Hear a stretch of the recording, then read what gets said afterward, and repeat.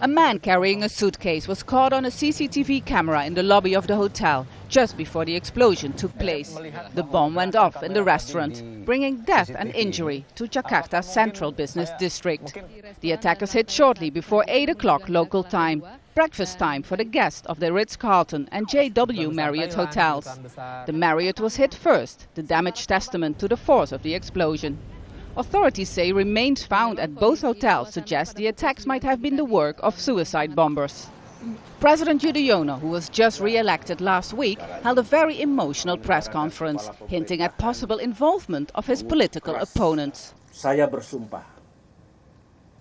I shall take an oath in the name of the people that I love.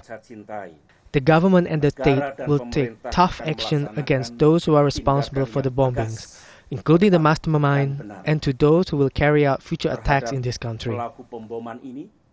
A serious blow to newly re-elected President Yudhoyono. After years of calm, suddenly these two attacks right here in the business district of Jakarta.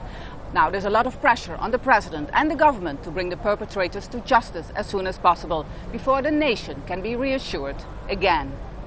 Outside, some of the wounded were treated on site before being taken to hospital. Blast injuries included burns and broken bones. Uninjured but obviously shocked, other hotel guests and staff gathered on open ground nearby. I heard of a bomb first, the Marriott bomb at 10 to 8, and a lot of people crying. And just 10 minutes after, a bomb in the hotel.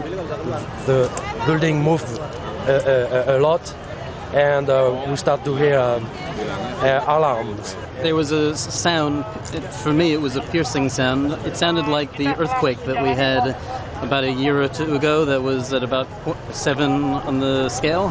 And then within about 5 minutes afterwards, there was just a very, very loud noise, and I looked up and there was white smoke and I left. The JW Marriott has been targeted before. 12 people killed in a car bomb in 2003, carried out by the Islamist group Jemaah Islamiyah. A JI member has told Al Jazeera that the group wasn't involved in this attack, but an Australian researcher, who this week warned that the organization could renew its anti-Western campaign, says elements within JI could be working independently. There is a split between traditionalists who want to consolidate current efforts and to not engage in further violence, and other more hardline factions who believe that a campaign of political violence is both necessary and required. Indonesia has just re-elected its president in peaceful democratic elections. His government will now be concerned that renewed violence doesn't undo the gains in peace and stability of recent years.